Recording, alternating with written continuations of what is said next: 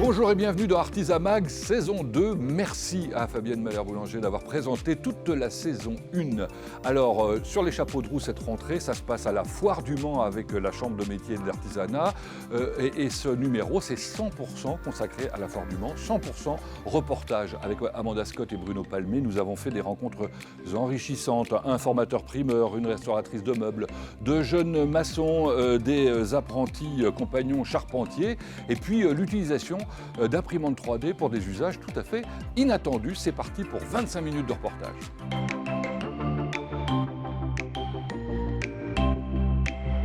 Bon ben voilà un stand où il y a beaucoup de monde. Et pourquoi? Eh bien parce que ce sont les fruits et légumes qui les attirent. C'est quand même incroyable ça. Grâce à qui? Grâce à un homme, Rémi Langlois. Bonjour. Bonjour, merci. Rémi Langlois, vous êtes formateur, c'est ça? Tout à fait, donc je transmets mon métier de primeur avec passion justement à la jeune génération avec un super CAP primeur à l'Urma de la Sarthe. Et donc là aujourd'hui, on est là grâce à la CMA, donc à la Chambre des métiers de l'artisanat, qui nous accueille pour faire découvrir des mini kiwis sartois, de la pomme, des créations. Alors on va prendre ça tout tranquillement. On a toute la vie devant nous pour que vous nous racontiez cette passion que vous avez pour les primeurs depuis gamin en fait.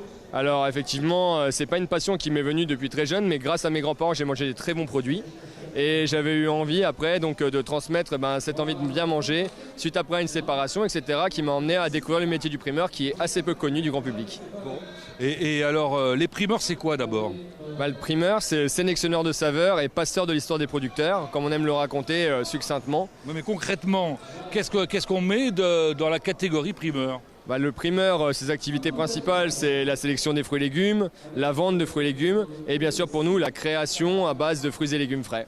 Voilà, alors ça donne des compositions comme celles que on voit là, parce qu'il y a le goût, c'est une chose, mais le goût, on l'a simplement après avoir été attiré, parce que ça a donné envie de le manger. Mais pour être attiré, c'est pas simple. Tout à fait, il faut un très beau visuel, il faut un produit attractif comme le mini kiwi ou des fraises, où là on voit que les personnes se régalent, car ils redécouvrent les fruits, ils redécouvrent le goût, et où ils sont aussi attirés par des fruits de la passion qui viennent de Bretagne. S'ils restent assez farfelus pour la plupart des clients, parce que pour eux c'est des fruits exotiques. Bah oui, moi j'aurais jamais pensé qu'en Bretagne on pouvait faire des fruits de la passion. On peut faire des fruits de la passion, des bananes, il y en a même qui font des fruits exotiques comme du pitaya. Voilà, on peut tout faire à partir du moment où on protège de l'extérieur, donc sous serre, et de maîtriser son environnement tout simplement. Bon, alors là, concrètement, à la Foire du Mans, qu'est-ce que vous proposez aux visiteurs qui ont l'air d'apprécier d'ailleurs? Eh bien, pour les visiteurs, aujourd'hui, nous leur proposons des petites brochettes de fraises de pleine terre, de Sologne. Vous avez de la figue de Soliès, vous avez des mini kiwis, des fruits de la passion donc, qui viennent de Bretagne. Et on leur propose aussi des créations donc, innovantes pour pouvoir créer des tables riches en goût et riches en couleurs. Donc là, vous avez de l'ananas qu'on a simplement coupé en deux et garni. Simplement coupé en deux et garni, il faut les trouver, toutes les choses qu'on a à mettre dedans. Là. Tout à fait, après c'est notre boulot de tous les jours. Avec Philippe, on se lève à 2h du matin, on va sourcer sur le marché de Rungis et auprès des producteurs pour donner la quintessence du produit, parce qu'on peut trouver des fruits et légumes partout à tous les prix. Et nous, ce qu'on veut, c'est que le client prenne du plaisir, parce que c'est ça qui nous fédérera autour d'une bonne table. Bon. C'est vrai que c'est particulièrement attractif. Alors, il y a quand même quelques produits sartois dans ceux que vous proposez là ou pas? Bien sûr, il y a les mini kiwis, il y a... Où les mini kiwis? Parce que vous en parlez depuis tout à l'heure, mais je ne les ai pas vus. Alors, ce serait quand même dommage de repartir sans les avoir vus. Ah, c'est ça! Et donc en fait, il existe des mini kiwis rouges, des mini kiwis verts. Et donc en fait, c'est un snack parfait pour les enfants et pour emmener au bureau sans se casser la tête. La seule chose à faire, c'est d'enlever le petit pédoncule. Et d'ailleurs, c'est ce que je t'invite à faire. Ouais. C'est à goûter ce petit produit. Comme ça? Directement? Ouais, directement. Et si tu le croques en deux, tu vas retrouver donc, le kiwi, le vrai aspect du kiwi. Voilà. En effet. Super juteux, super gustatif. Ça goûte kiwi. Hein. Puisque c'est du kiwi. Et ça existe en rouge alors? Il existe effectivement en rouge, tout de la même taille, pareil. Et après, c'est un produit qui est climatérique, donc qui va évoluer avec le temps, donc il va ramollir, il sera encore même meilleur d'ici la semaine prochaine. Oui, enfin ils sont pas mal déjà comme ça. Bon, et puis alors j'imagine que les pommes sont sartoises aussi. Tout à fait. Tout à fait, on a un producteur, Monsieur Leroy, donc, qui nous fait des pommes exceptionnelles. On est bien, oui, du côté de Oisé. C'est ça, tout à fait. Et donc en fait, grâce à lui, on arrive à avoir des variétés de pommes un peu particulières. Là, on a aussi de la poire qu'on a ramenée aussi en cutie, qui est française, qui est en démarrage de saison. Donc on va arriver sur les produits d'automne. N'en déplaise à certains, l'été se termine. Oui. Ben oui, mais il faut apprendre à vivre avec les saisons, il n'y a pas de secret. Tout à fait, là on est sur plein de choses très gustatives. Manger des fruits et légumes tous les jours, c'est ça la vraie vie. Alors on en est où de la formation les jeunes s'intéressent de plus en plus aux primeurs ou pas? Ou c'est toujours encore un peu compliqué? Alors, mon honnêteté va primer, c'est que le métier est encore assez peu connu, mais grâce aux événements qu'on peut faire partout en France et dans le monde, ça fédère de plus en plus de personnes avec justement cette envie de bien faire, de bien manger. Et grâce aux chambres de métier, grâce aux communications qu'on a, notamment grâce à LMTV, on arrive à fédérer beaucoup plus de jeunes. Rémi, vous êtes formidable, merci. Merci beaucoup à toi. Et bon courage.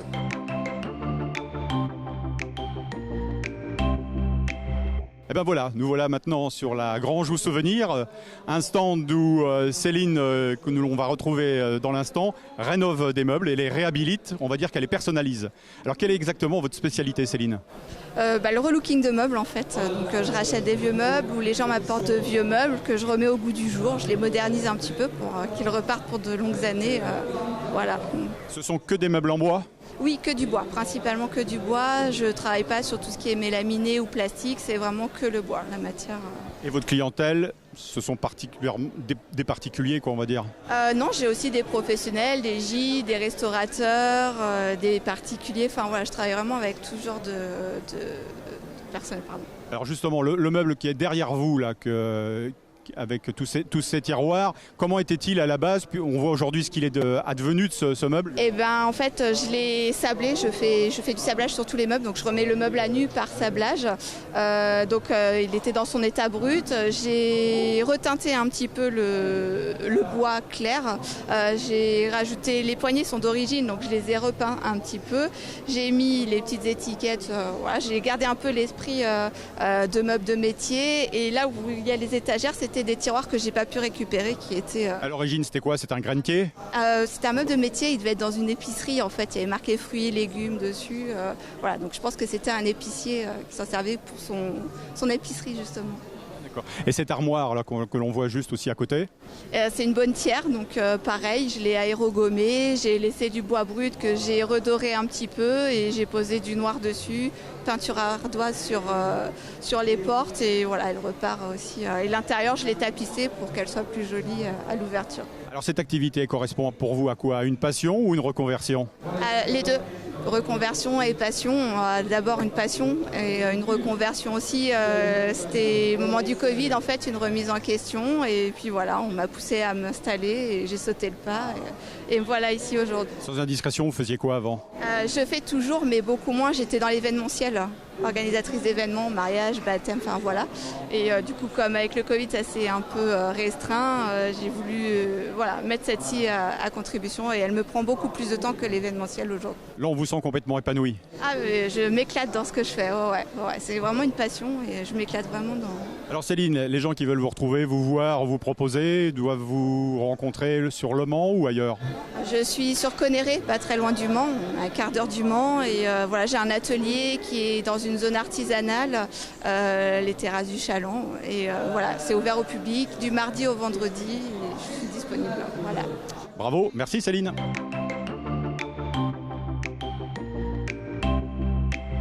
Allez, on continue notre petite balade dans la foire avec... David Le Carpentier, formateur au centre de formation de BTP CFA Sarthe. D'accord. Et on est sur le stand de la CAPEB, l'artisanat du bâtiment. Bon, qu'est-ce que vous faites là? Et ben là, je suis avec mes BP en deuxième année. Ils sont en train de monter une petite maison en briques là. Donc on fait le L parce qu'après il y aura une cloison ici en extérieur. Alors on y va dans l'ordre. Mes BP, ça veut dire quoi mes BP? Brevet professionnel. Ah ouais, voilà.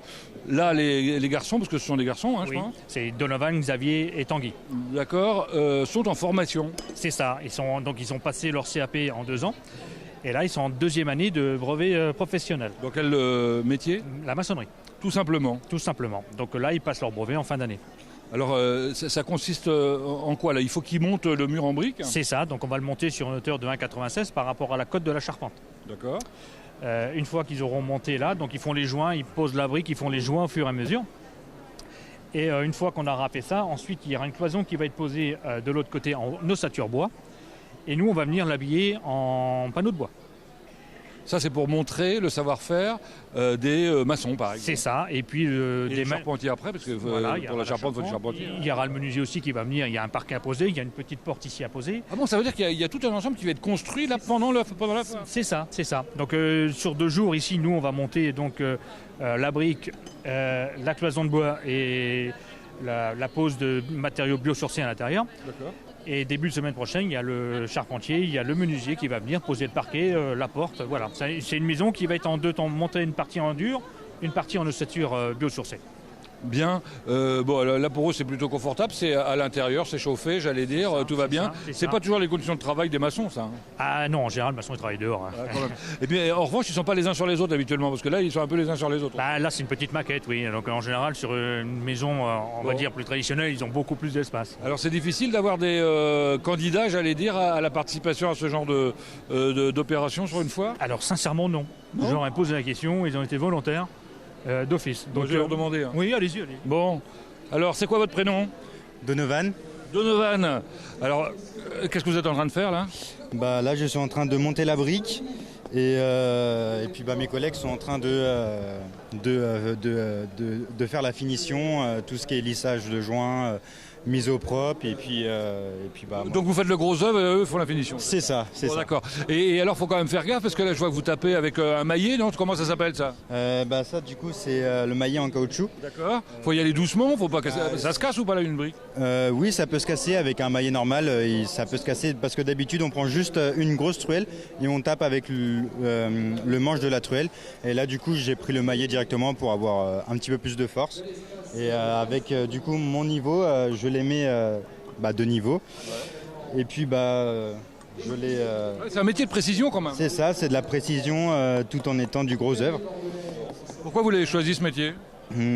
Car c'est un métier de passion, c'est un des premiers métiers que j'ai connu dans le bâtiment et c'est ce métier qui m'a fait vibrer beaucoup plus que les autres, ce qui fait que maintenant je suis heureux d'être maçon. C'est sympa ça, hein? Et alors vous, votre prénom c'est quoi? Tanguy. Tanguy. Comment ça se passe? Bon, ça se passe bien pour l'instant. Bon, là, votre formateur me disait que vous aviez accepté avec plaisir tout de suite de participer. Ça vous fait plaisir de montrer aux gens ce que vous savez faire en fait? Bah oui, parce que des maçons, il n'y en a pas énormément. Donc montrer que maçon, c'est très bien, un bon métier, ça fait plaisir, quoi. Et comment vous êtes arrivé à ce métier? Mon grand-père était maçon, mon tonton était maçon, mon père était maçon. Ah oui, carrément. Donc je suis devenu maçon. Donc vous avez des jolies maisons alors chez vous? Bon, on peut dire ça. Vous allez construire vous-même votre propre baraque après? Je l'espère, oui. Et en briques évidemment? Oh, Non? peut-être pas, hein. Ça met du temps comme ça. Ah ouais. Bon, donc quoi, en parpaing? En parpaing, oui. Très bien.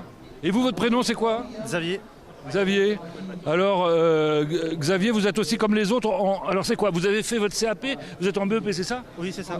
Oui, c'est ça. Ouais. Donc, vous avez déjà étudié pendant 2 ans, alors? Oui.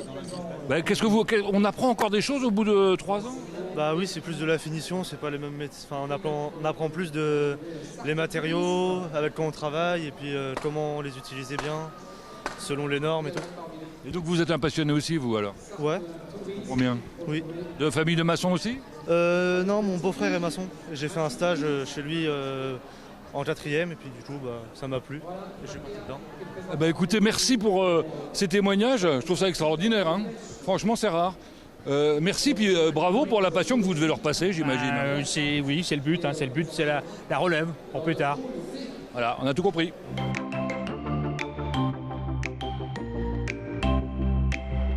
Bonjour, ça va bien? Eh ben ça va très bien. Alors vous êtes charpentier? C'est ça, charpentier. Donc les compagnons, nous on est venus avec une petite équipe là. Donc on est arrivé ce matin et puis c'était pour lever la charpente justement après les maçons. Alors donc du coup, vous êtes compagnon depuis combien de temps? Moi je suis compagnon, ça fait déjà 8 ans. Donc maintenant je suis responsable de jeunes dans les maisons de compagnons.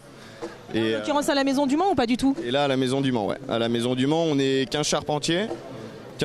Après dans la maison de compagnons on est 70, donc ça fait un peu de monde. Mais que charpentier on est 15, ouais. Et alors vous, c'est quoi votre petit nom? Moi c'est Quentin. Et Quentin, vous êtes compagnon depuis combien de temps? Moi je viens j'étais en première année d'apprentissage chez les compagnons l'année dernière. Et donc là sur un prépa Tour de France, je suis parti au Mans pour continuer mon apprentissage. J'ai passé un autre diplôme. Donc là, j'ai passé le CAP l'année dernière. Et là, je passe un autre diplôme chez les compagnons de voile. Et pourquoi charpentier? Charpentier parce que moi, le travail déjà essentiellement du bois en hauteur et vraiment tout le système un peu architectural. Enfin, je sais pas comment vous... La création, enfin le côté... Voilà, c'est ça. C'est vraiment un truc qui m'intéresse, travailler en hauteur et tout l'aspect trait de charpente. Enfin, c'est vraiment ce qui me passionne dans la charpente. Vous, donc, est-ce que vous pouvez nous expliquer un petit peu là globalement ce que vous allez faire, ce que vous êtes en train de faire? Eh bien alors pour notre partie, nous ça va être juste la structure on va dire essentielle pour on va dire le squelette du toit. Donc après une fois que nous on a fini notre partie, eh bien, ça va être au couvreur après de s'attaquer, des couvreurs des compagnons aussi, des compagnons du devoir. Et du coup un squelette de toit ça prend combien de temps à peu près? Alors, on est à une échelle. Là on est à une échelle réduite, mais tout dépend de la surface. Mais après on a un petit ratio, même avec les murs, parce que souvent quand on est en charpente, on fait aussi les murs. On va dire avec globalement avec une maison de 100 mètres carrés en une semaine, elle peut être on va dire hors d'eau comme on dit chez nous. Donc voilà. Et donc là en l'occurrence à cette échelle-là, ça vous a pris 10 minutes quoi. Ah oui, c'est facile en fait. Moi ouais un peu ouais. Non mais c'est qu'il y a eu beaucoup de boulot en amont en fait et du coup c'est pour ça que les plans etc. Les plans ont été faits avant. Nous on est arrivé en fait on a juste assemblé la structure, levé la structure. Donc du coup on va dire c'est un peu du gâteau. On arrive ici et puis il n'y a plus qu'à poser comme on dit. Donc non c'est top. Alors même question que Quentin, pourquoi la charpente?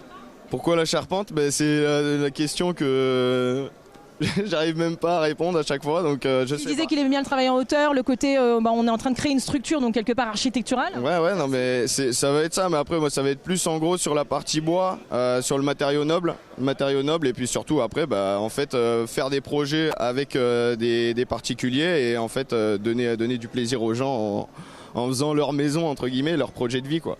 C'est génial. Derrière nous, c'est un écariste, c'est ça? Un écarisseur, ouais. Écarisseur, donc là il est en train d'écarrer une poutre en chaîne directement. Donc en fait c'est pour... on part d'un tronc, on va dire grossièrement. On part d'un tronc et pour faire une ligne droite dedans. Mais c'est les anciennes techniques de chez nous. Donc voilà, mais il est très bon, il n'y a pas de souci. Ça a l'air d'être très physique tout de même. C'est très physique, ouais. C'est très physique. Donc là, il est en train d'expliquer, donc c'est aussi un compagnon. C'est ça. C'est un de mes petits jeunes qui est sur le Tour de France aussi, donc voilà. Donc là, il est en plein apprentissage, donc il lui explique comment vraiment bien travailler le bois, quoi. C'est exactement ça, ouais. C'est vraiment les techniques ancestrales pour commencer en fait la base de la charpente, c'est-à-dire faire des bouts de bois rectangulaires ou carrés. C'est tout un art, c'est le cas de le dire. Ah ouais, on a l'impression que c'est simple là comme ça, mais en fait pas du tout. Ouais, c'est un petit savoir-faire à avoir, mais ça prend du temps, mais après à force de travail, on arrive à faire quelque chose. Les compagnons, c'est l'excellence quand même. Voilà. La transmission et l'excellence. C'est surtout la transmission en fait. C'est la transmission, on nous apprend beaucoup de choses et en fait c'est qu'il faut vraiment le transmettre aux plus jeunes et ils sont hyper demandeurs, donc c'est top. Bon, c'est formidable. Écoutez, merci beaucoup.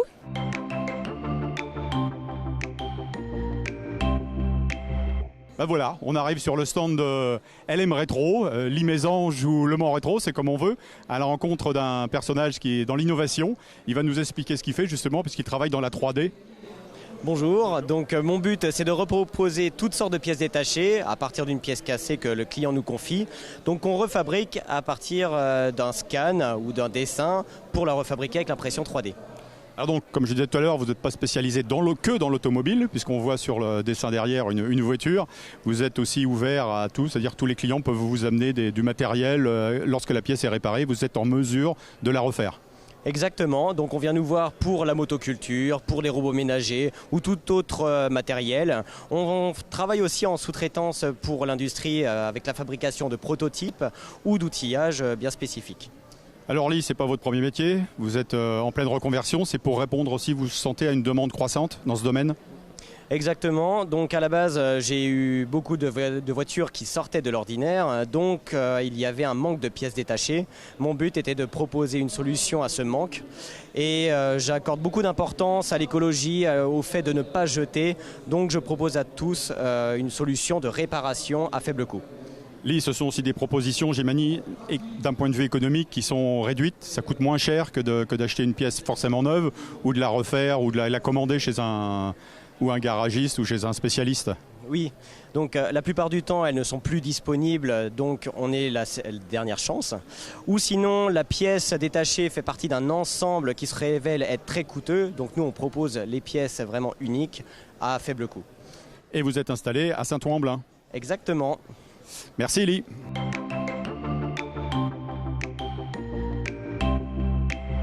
Bon, on s'est baladé dans tous les halls, évidemment, et le hall de l'alimentation, c'est indispensable, hein.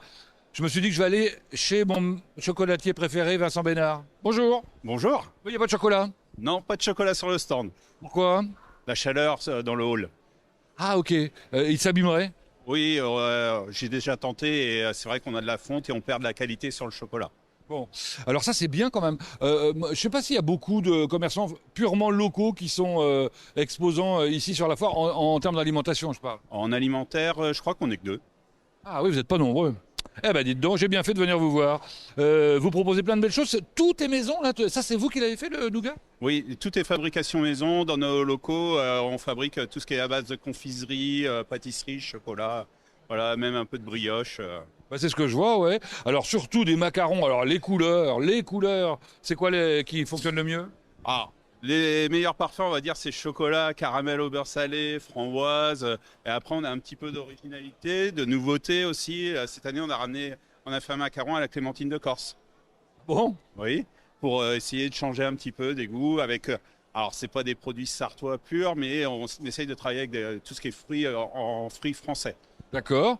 De quoi s'agit-il là? Là, c'est tout ce qui est muffins, un peu pour le goûter. Alors, qu'est-ce qu'on trouve dans ces muffins? Alors, on a au caramel, framboise, pâte à tartiner, citron, myrtille, pépites de chocolat et abricots. Voilà, j'ai envie de tout manger. Mais attention, le meilleur arrive. Parce que vous faites également de la pâtisserie, j'allais dire fine.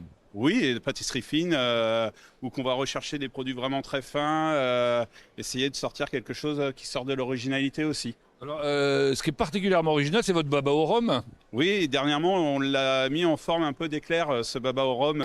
D'habitude, on a notre baba qu'on fait nous-mêmes, parce qu'on fait notre pâte à baba, et qui est en forme savarin. Et là, dernièrement, on a dit, pour la foire, on va le sortir en forme un peu d'éclair. Il est joli.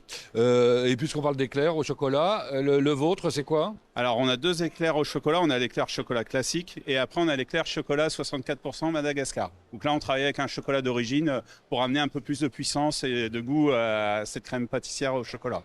Alors, je ne sais pas à quelle heure vous regardez cette émission, mais en tout cas, une chose est certaine, c'est que si c'est l'heure de passer à table, c'est bon, l'appétit est ouvert, n'est-ce pas?